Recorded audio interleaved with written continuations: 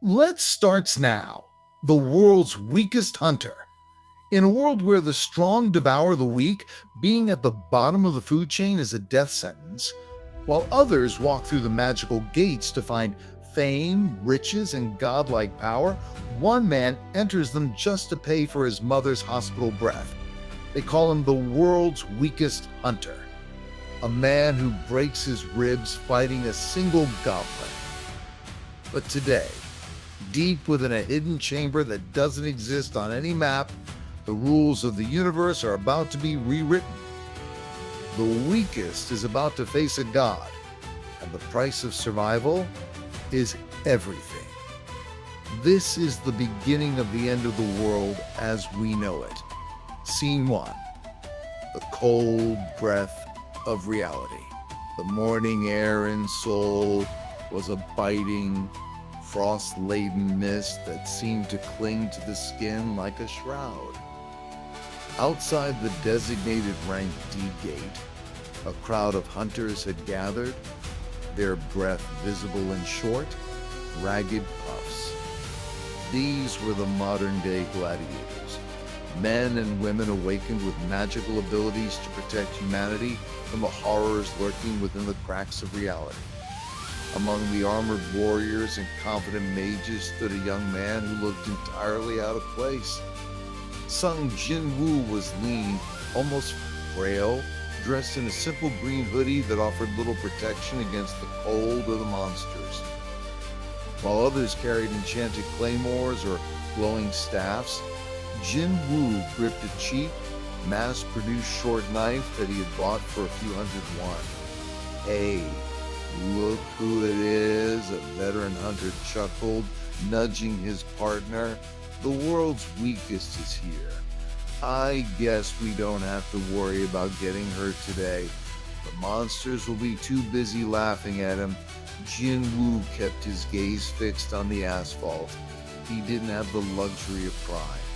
Every scar on his body, and there were many, told a story of a near-death encounter with the lowest of creatures.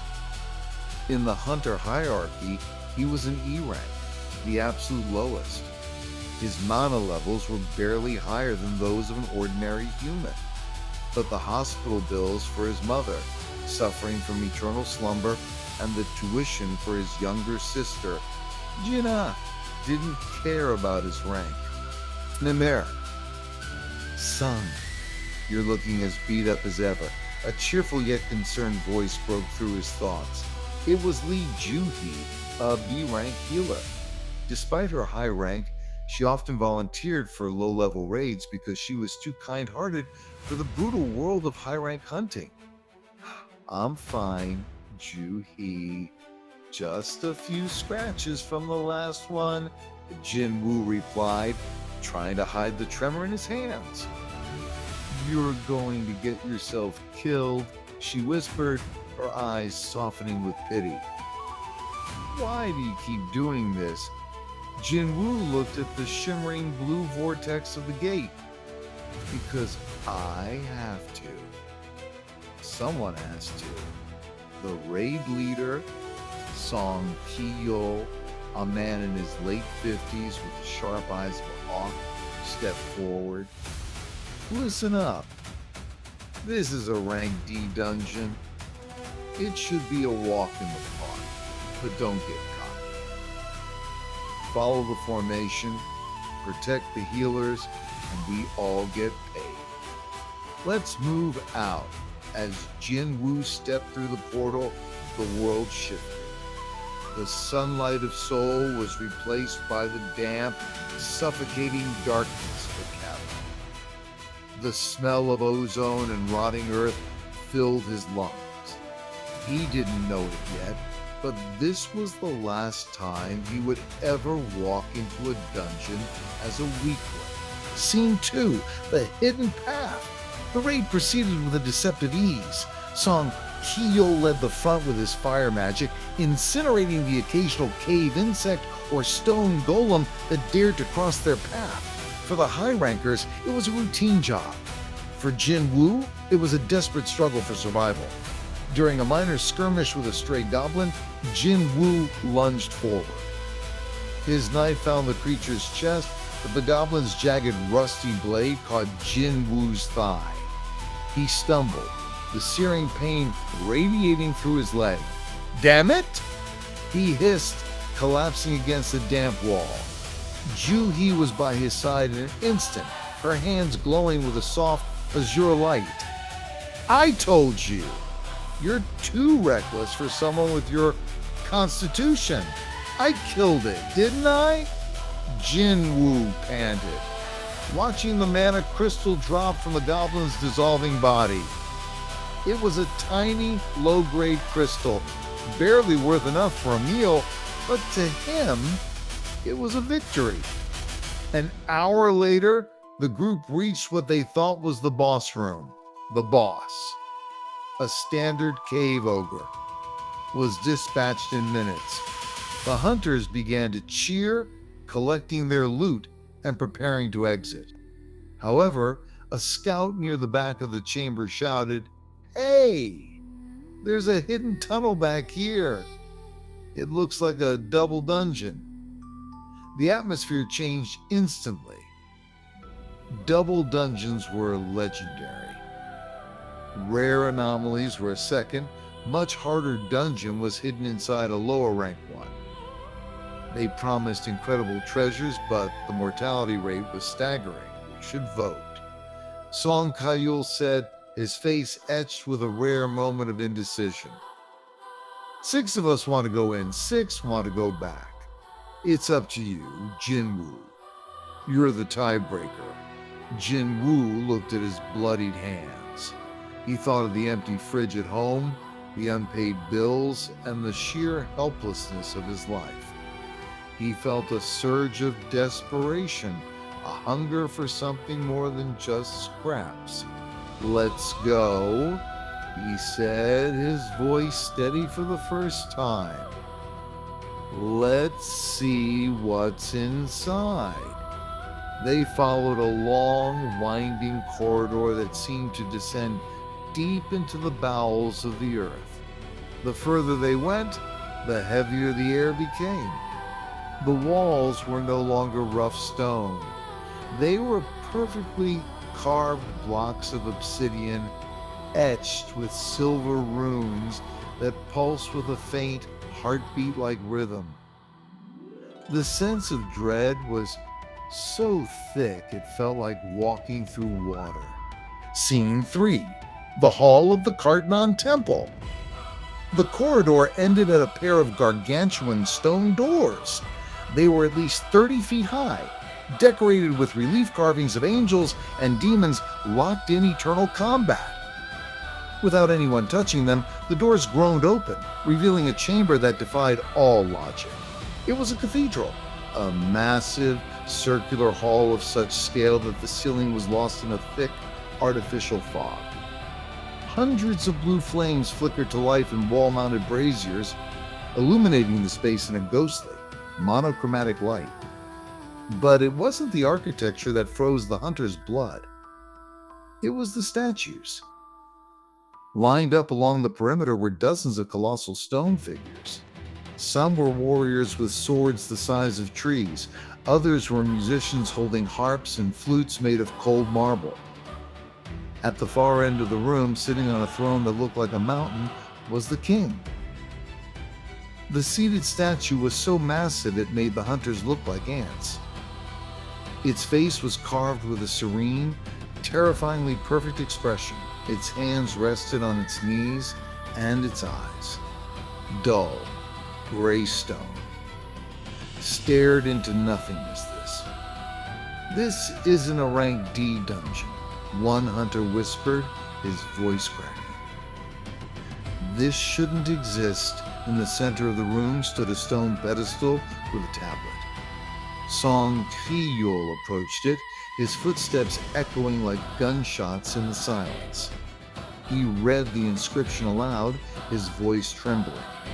The commandments of the Cartenon Temple. First, worship the Lord. Second, praise the Lord. Third, prove your faith. Those who do not follow these commandments shall never leave this place alive. The moment the last word was spoken, the massive doors behind them slammed shut. The sound was deafening, a finality that shook the very foundations of the temple. Panic erupted. One hunter charged at the door, swinging his enchanted mace. "Open up. I'm not dying in this hole." As he neared the door, a statue of a warrior nearby moved with a speed that defied its stone composition. It swung a massive halberd, and in a blink, the hunter was gone, replaced by a spray of crimson and a pile of shattered armor. The room fell into a deathly silence. Scene 4, the gaze of a stone god? "Don't move," Jin-Woo screamed, his instincts screaming louder than ever before. He had noticed it. A slight shift in the air. He turned his head slowly toward the throne. The king's statue, its head had tilted. The stone eyelids were opening. Two pools of pure, incandescent red light flickered to life where the gray eyes had been. Everyone hit the floor. Now, as the hunters dived onto the marble, two beams of concentrated heat erupted from the king's eyes. They swept across the room like a scythe, incinerating everything in their path. The hunter who had been standing next to the leader vanished into ash before he could even scream. The marble floor turned molten where the beam struck. Jin-Woo pressed his face against the cold stone, the heat singing the back of his neck. He realized the first commandment: worship the Lord. It wasn't a religious suggestion. It was a physical requirement. The statue only fires when someone's head is above a certain height. Jin-Woo yelled to the survivors, "We have to stay low. We have to bow." For several agonizing minutes, they remained prostrated. The king's statue's eyes remained red, scanning the room for any sign of defiance.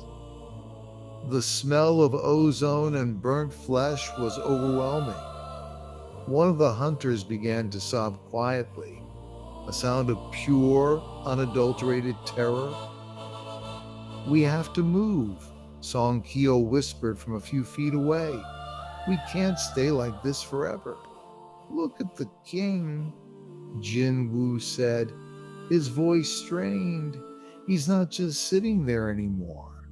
He's smiling." True enough, the serene face of the statue had twisted into a wide, grotesque grin. It was a smile of pure malice, a god enjoying the suffering of the mortals at its feet. The statues of the warriors began to step off their pedestals, their stone feet cracking the marble with every step. The second trial had begun. Scene 5, the Requiem of Stone. The second commandment: praise the Lord. Jin-Woo muttered, his mind working at 1,000 miles an hour. He looked at the statues. The ones with weapons were moving toward them, but the ones with musical instruments remained still the instruments. Run toward the statues with instruments. The hunters scrambled. It was a chaotic, desperate race. A statue with a massive stone flail swung at a hunter named Mimar Kim. He tried to dodge, but the stone caught his shoulder, tearing his arm clean off. His screams filled the cathedral, only to be cut short as another statue crushed his skull with a shield. Jin-Woo grabbed Ju-hee, who was catatonic with fear, and dragged her toward a statue holding a flute. As they reached the base of the pedestal, the statue's stone fingers began to move. A haunting, high-pitched melody began to play, vibrating through Jin-Woo's very bones. The attacking statue stopped. They froze in mid-swing, their weaponized arms hovering inches away from the surviving hunters. One by one, the hunters found a musical statue.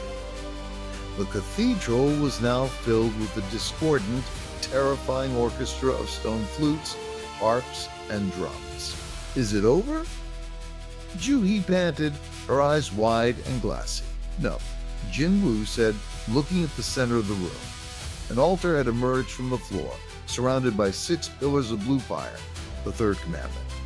Prove your faith. Only 6 of them were left. Out of a party of 17, 11 were dead. Crushed, burned, or obliterated. They gathered at the altar, their faces pale and hollow. As they stood in a circle, a ring of blue flames erupted around them. A countdown appeared in the air, glowing with an ominous light. The door. Someone pointed. The massive stone entrance had opened slightly. The way out is open. But as the first hunter tried to run for it, the flames on the altar flickered. The statues began to twitch. The king on the throne slowly began to stand up, his massive frame blocking out the fog above. Scene 6, the sacrifice of the weakest. The door only stays open if we stay on the altar. Jin-Woo realized, horror dawning on him. It's a test of faith. If we leave, the door closes, but fear is a powerful poison. One by one, the hunters broke. I have a family. I'm sorry, the scout yelled as he bolted through the gap in the door. The flames turned orange, and the king's statue took a massive thundering step toward the altar. Go! All of you, go! Song Keel commanded, his arm having been severed in the previous struggle. I'll stay. I'm the leader. It's my responsibility. No, Jin-Woo said, pushing Song and Ju-hee toward the door. You're a leader, Song. People need you. Ju-hee, you're a healer.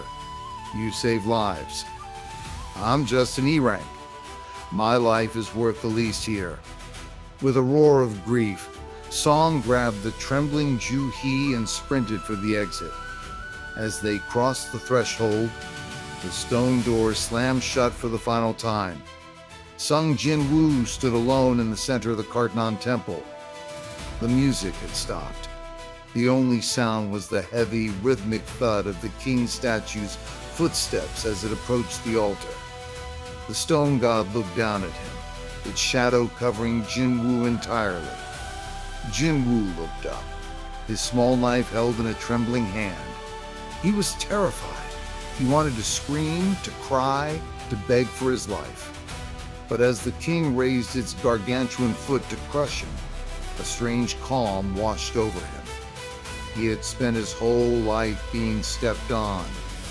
Maybe it was fitting that this was how it ended. As the massive stone foot descended, blocking out the light, a cold, crystalline sound echoed in Jin-Woo's ears. It wasn't the sound of stone. It was the sound of a system notification. Requirements for the secret quest. Courage of the weak have been met. You have earned the right to become a player. Will you accept? The world froze. The stone foot was millimeters from his face. A holographic screen burned into his vision.